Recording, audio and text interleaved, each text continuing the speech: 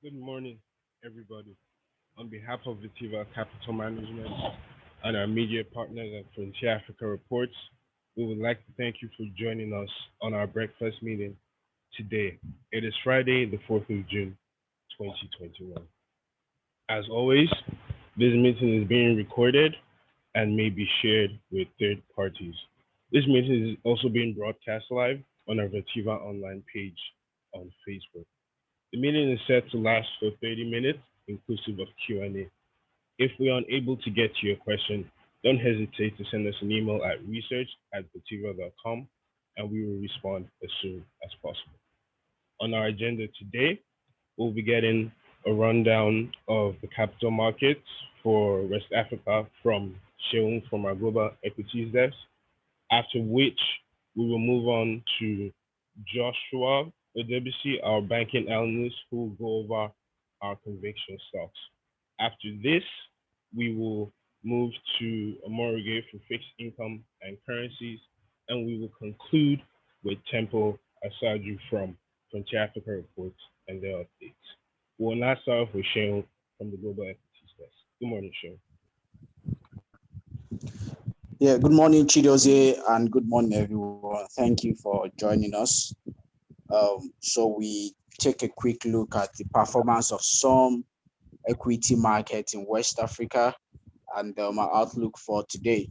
So we start off in Ghana, where the index followed up on the previous day's gain for a 12 basis points appreciation.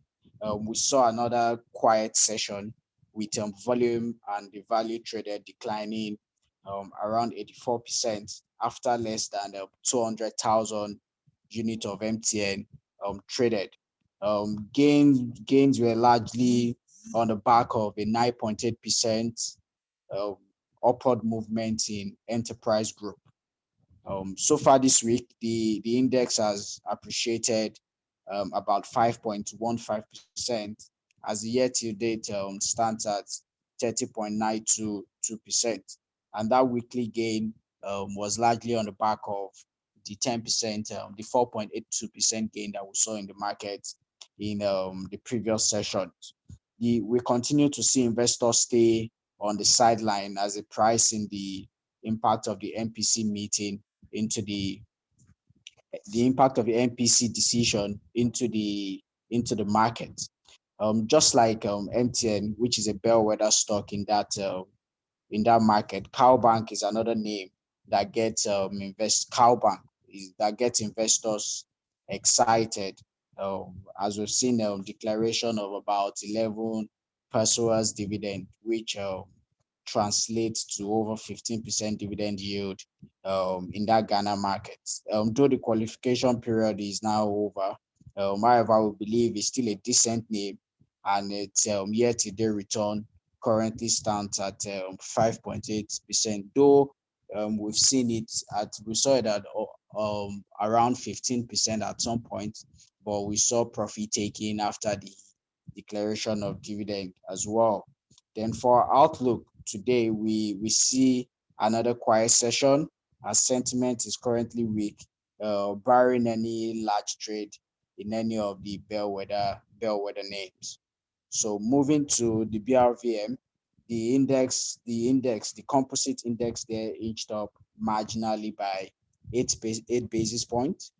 Just like yesterday, we saw another appreciation in the share price of names like CFAO Motors as well as Cital Cote d'Ivoire, just to support the gain as turnover also improved in the session. However, it was a mixed session as volume traded declined, while the market breadth also for the third consecutive session closed negative. We believe this signals some impending correction in that market as sentiment continues to stay bearish for now. Also, we noted that for the first time in recent session, we saw a negative close in Nestle, which is also one of the bellwether in that space, which further buttress our call on a bearish market. The index, however, continues to stay positive. For outlook for the day, we expect a a mixed outcome for the last trading session of the week. Um, so just moved to Lagos, and in Nigeria, the all share index consolidated the previous day's gain with another positive session. So we saw a positive round all around the West Africa, the major market in West Africa actually. Um, so to close 18 basis points higher. Gains across sectors lifted the market with a 148 basis point appreciation in the share price of MTN, even as names like Zenith, Oando, and Nigerian Breweries also closed higher. In terms of activity level, we saw market continues to trade range bound between 1.2 billion to 2 billion naira turnover, even as the turnover improved to 1.87 billion from about 1.3 billion in the previous session. Looking at the sectoral performance, this remains mixed with three gainers and two losers in that session. Specifically for a few stocks, we have looking at a few stocks, we have seen a bit of renewed interest in some of the ICAP names, such as we've seen renewed interest in Dangote Cement, we've seen in MTN, as well as some in Nigerian breweries. Some slightly driven by a few foreign names. Some are also largely on the back of investors just trying to stay safe. Basically, like I mentioned, they all recorded gains so far this week. We believe investors who are still looking at the market will largely continue to stay in those bellwethers while they watch the direction the market will take, you know. So going into today, we believe though we saw an uneventful session with few cherry picking um, that led to the gains in yesterday's session, we expect the marginal gain to once again be we expect marginal gain to once again be recorded today. And also with the price of crude at $70 per barrel, we see both foreign and local players factoring these into their decision to either continue to take some positioning. So overall, similar trading pattern, just like yesterday in today's session. In today's session. So thank you very much. Thank you very much. We'll move to Joshua for coverage for conviction stocks. Good morning, Joshua. All right, thank you, Chidozie, and good morning, everyone. So I'll just quickly give us an update on the performance of our conviction stocks for the month of May. Obviously, we know that the ASI went through a bit of a mixed period, closing 3.5% lower month on month. However, many of our stock picks did make recoveries during the month as investors took the opportunity to snap up some names that had suffered losses earlier in the year. The ASI was at minus 4.6% by the end of May, but our conviction stocks have managed to return about 10.7% up until that point. So they are currently outperforming the broad index by about 15.2 percentage points. On a sector by sector basis, we saw the consumer goods sector drag our overall portfolio by about 1.4% month on month. We saw a slight gain in down sugar, but this was overshadowed by a pretty heavy loss in flour mill amid heightened insecurity, weaker local currency, and raw material supply concerns. In the banking sector, we did see some slight gains for the month of May, with rises in Zenith Bank, Access, and FCMB, while Guarantee was the sole loser in that space. However, we do expect that sentiment in the sector will continue to improve as it has been, amid expectations of a bit of a rebound thanks to further rising yields after the Q1 financial performance. Our industrial goods pick, which is Lafarge, contributed a loss of 0.6% month on month, despite the fact that there's a bit of renewed interest in that space, and we're expecting to see growing demand for cement, both across the state and federal levels. However, our best performer overall, as has been the case throughout the year, was oil and gas, specifically the upstream counter Seplat. And we've seen that crude prices have continued to wax stronger. They currently sit around $70 per barrel levels. So we expect that this will encourage investors and will continue to drive the performance of that counter. However, Total and Adova have also managed some slight gains, although sentiment towards those stocks is a bit less optimistic due to the price controls within the downstream sector. Going forward, like I said, we expect that the uptick in yields in the banking space will improve financial performance, as well as FX revaluation gains. So we do foresee a better overall performance for Q2 and for the rest of the year from the banking sector. In the consumer goods space, it's a little bit of a mix amid rising inflation and concerns over insecurity. However, the possibility of improved performance still remains. And then for the industrial goods sector, like I mentioned, we do still expect to see some increases or improvements in demand as the year goes along. So I think that covers it for our conviction stocks. I'll bring you another update at the end of the month of June. Thank you. Thank you very much, Joshua. We will now move to Amarige for fixed income and currencies. Good morning, Amarige. Good morning. Good morning, everybody. I'll be taking a recap of yesterday's activities for the Nigerian fixed income market. I'll start with the money market. There was no official liquidity figures for yesterday. However, we believe that system is still in the positive region with an estimated opening figure of about 150 billion positive. As a result of the positive liquidity figures, money market rate eased by over 30 basis points to settle around sub 14% levels from the above 14% levels it traded on Wednesday. We expect that money market will trade at lower levels today in the absence of any significant funding need in the market. Moving on to the Nigerian FS market, the parallel market lost 1 naira to trade at 499 naira to $1 yesterday, while the earning window traded at 420.47 naira to $1, closing at 410.90 naira to $1. And industry turnover decreased slightly by about 14.2% to close at $140.76 million from the $164 million recorded on Wednesday.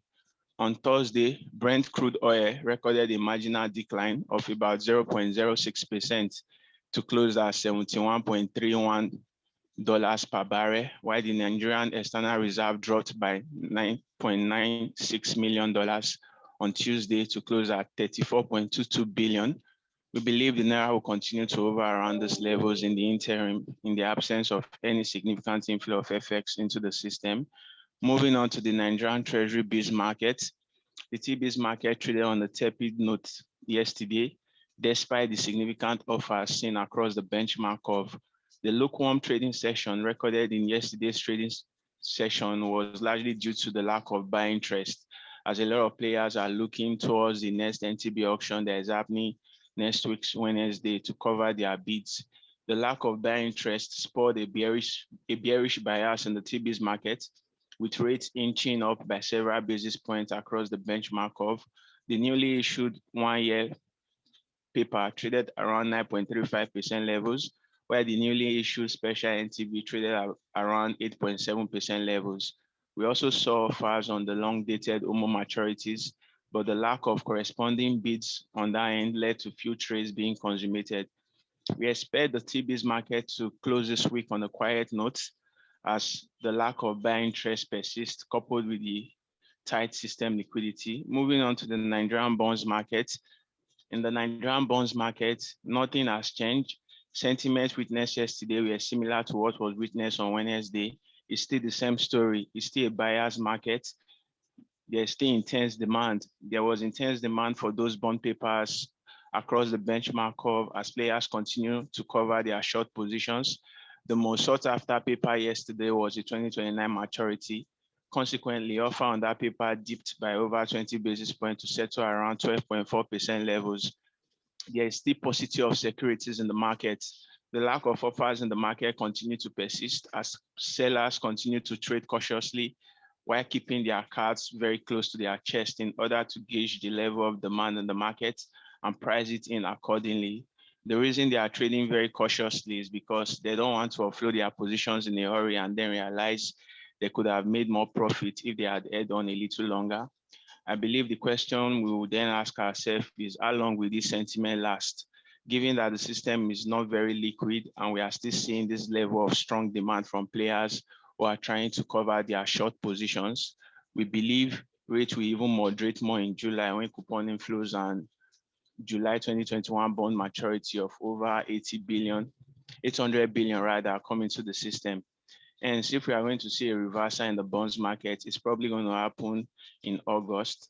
So I think our expectation for today basically is that the current sentiment will persist in the bonds market as the lack of offers in the market continues. I think that concludes it for fixed income. Thank you very much. Thank you very much, Amoriga.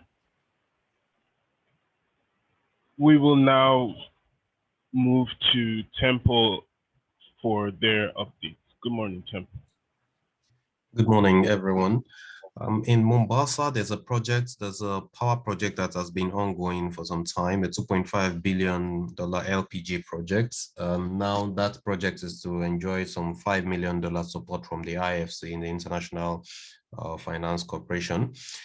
It is a project that, of course, will see the funding will help them realize the first phase of that project, which is basically the construction of an LPG import facility. Uganda's inflation number came in yesterday, was negative. It was a little bit of a deceleration. In April, it was 2.1%. For the month of May, it decelerated to 1.9%. We understand that the major drivers for that were food and non-alcoholic beverages prices that have really tapered a little. Of course, in the Democratic Republic of Congo, the government has signed a deal with Gridworks Development Company. The deal is worth $100 million, and it is something that will help them realize a solar hybrid electric project facility there. The aim is basically to put some 3 off-grid solar hybrid electricity facilities together across 3 cities, and they're targeting benefits for some 500,000 Congolese.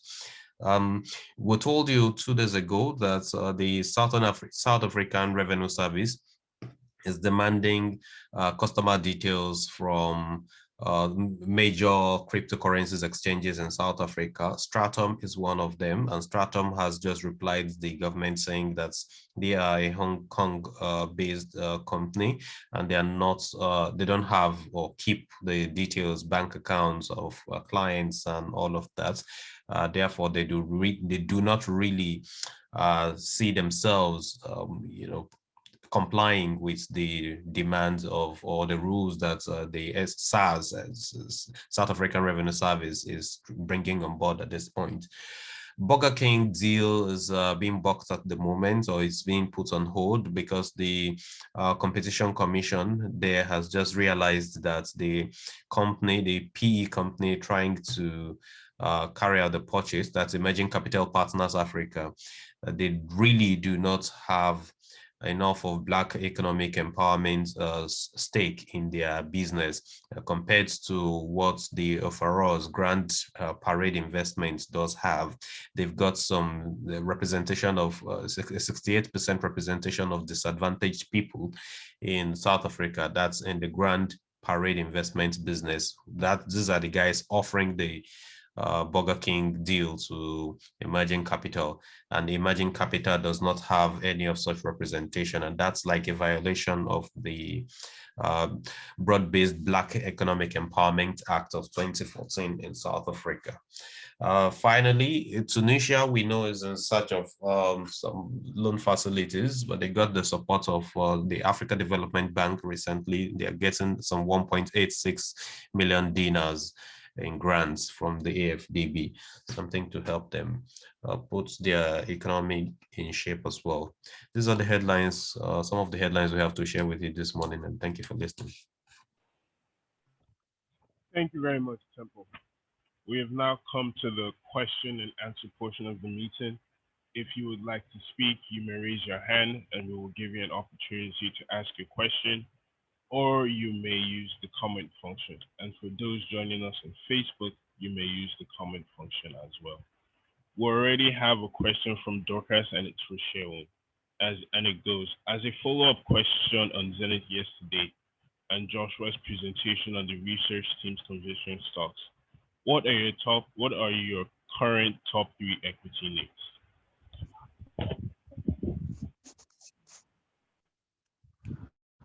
All right, thank you for that question, Dorcas. Looking at where market is at the moment and the names will favor, I think we can look at it from, I'll probably look at it from 2 aspects: from the short to medium term players, because we have to be sure, are we looking at some long term or we're looking at short to medium. So for the I'll take the short to medium one first, the names that we favor now.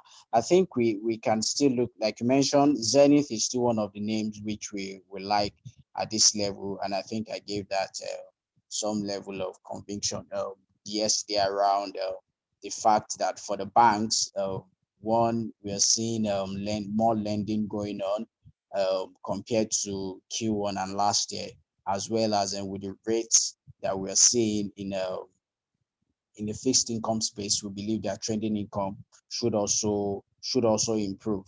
And with a bank like Zenith, the ability to be able to sweat the assets, we see that over the years they've consistently proved that they can do that. So for a name like so for their H1 result, we believe this should filter in. We should see evidence of all this that I've listed. So investors will definitely react positively. So Zenith is a name that we're looking at on the short term. We also like Access Bank as well, and we believe, just like for Zenith, some of those the gains that they will probably record from from improved rate in the FI space, as well as improved in the FI space. Aside that, we also believe gains on their consolidation and expansion should start trickling in a bit. Especially, I think the company guided, as in currently, is about a 70-30% in terms of what the gains they have locally, as well as what the international business contributes, and they've guided that this should improve in 2021. So we expect investors to also look at this, and we believe Access Bank should be able to improve H1 and going into full year 2021. Then another name we also like on the short term should be MTN. We've seen it trade around 180, around 175 to 180 at the beginning of the year. Now is around 170 to 162 levels. We believe this should investors, like I mentioned in my outlook, that a couple of investors are looking at putting in this safe haven and bellwethers. So MTN, we believe, should be able to, investors will be looking at putting in some funds in that stock, and we expect some decent appreciation between now and the end of the year.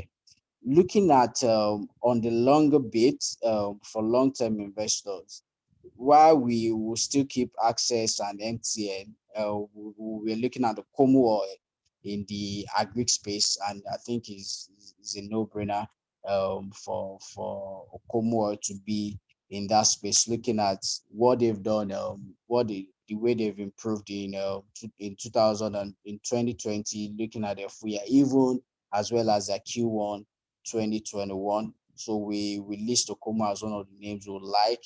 Then Dangote Cement as well. I think we just can't shy away from the fact that that's the most capitalized stocks, and we believe with a plan put in place, as well as his expansion into some other African countries to improve capacity, should also help in improve. Should also help in their both their top line and bottom line in the next 1 to 3 years. So those are the names we'll be looking at on the long time. Dangote Cement, Access Bank, we like MTN.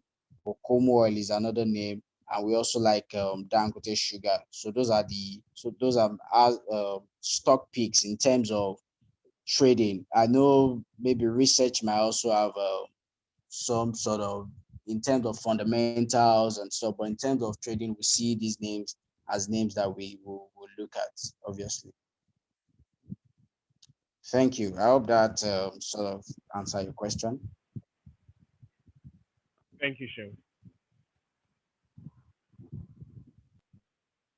Do we have any further questions?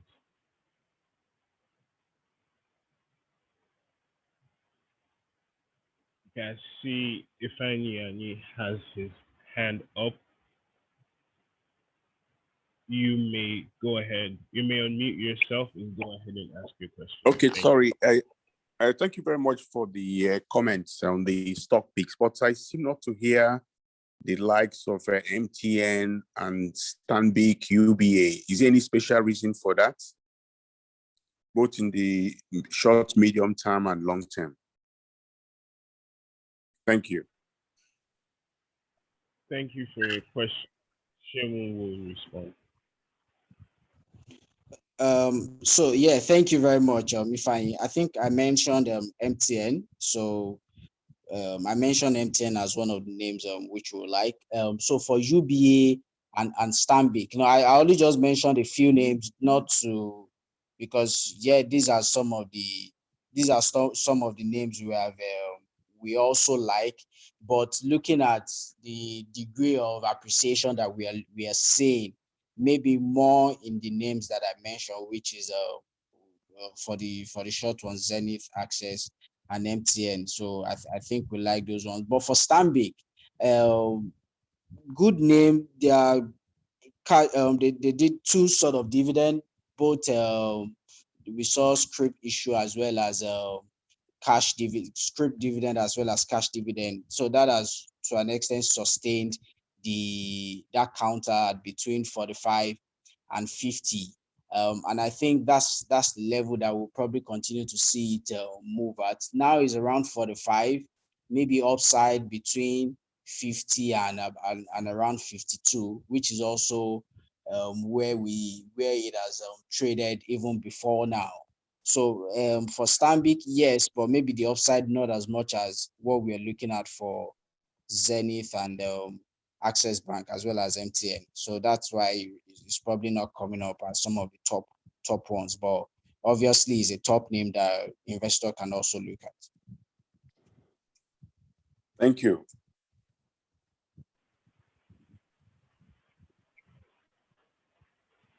Okay, we still have time for more questions. Do we have any more questions today?